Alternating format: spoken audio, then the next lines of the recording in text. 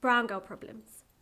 I'm about to rage about society, my religion, my culture, and my womb. I have so much to say. Let me start by recognizing how privileged I am to be stood here and to be given this platform to say exactly what is on my mind.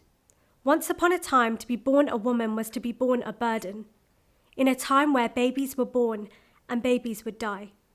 Child mortality was high, but the female child was not required, let alone desired. It was thought she could not carry on the family name nor bloodline. She was a burden, an expense, and a waste. They took her life to spare the strife of paying the price. Further down the line, a dowry was an expense they just could not afford. And if they became too attached to let her life slip away, they would sell her instead or trade her for an animal like another commodity. Or better yet, marry her off young to a man twice her age. What a tragedy that they saw in her, or the cost she would incur, rather than all the love and care she could give. So a woman is not just a burden, she is also a curse. Let me give you a Hindu example. Let's go back to over 3 years ago during my granddad's funeral. I'm sitting in my room alone. I've been banished, you see, all for something as simple as my biology. But I cannot help what happens to me no more than I can change my ethnicity. It was predetermined, can't you see? It's how I'm meant to be.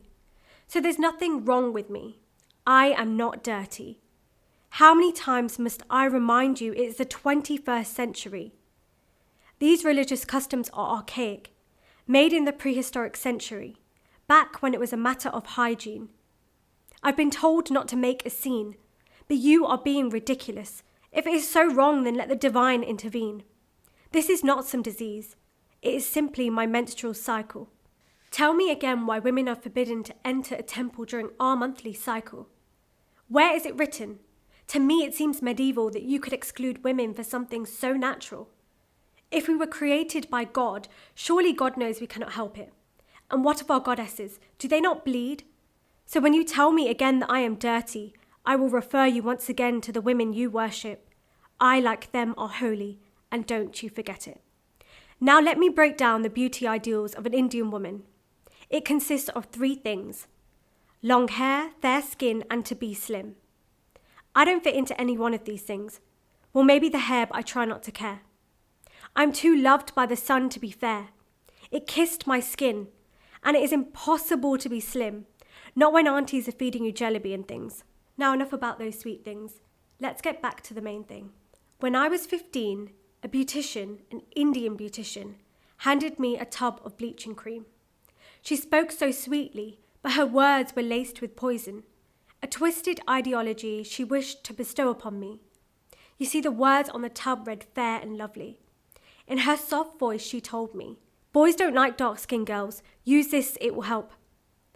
My 15-year-old self, aghast and confused, slowly reached out my hand as to not be disrespectful. She smiled and said, "You can have it for free," as if that would ease the sting of her words. She looked so pleased to have offered advice to a girl half her age.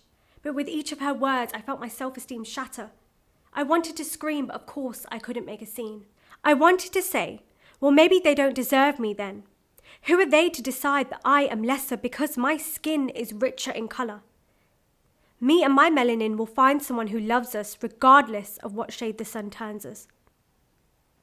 But I, the good little Indian girl, bit my tongue and swallowed my words as a means to be the polite and respectful girl she was raised to be. This was not my first experience of colourism, but it still haunts me.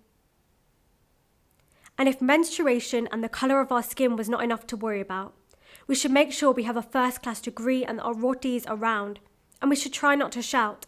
Instead, we should passively agree to everything, because God forbid we actually have an opinion and stick up for ourselves.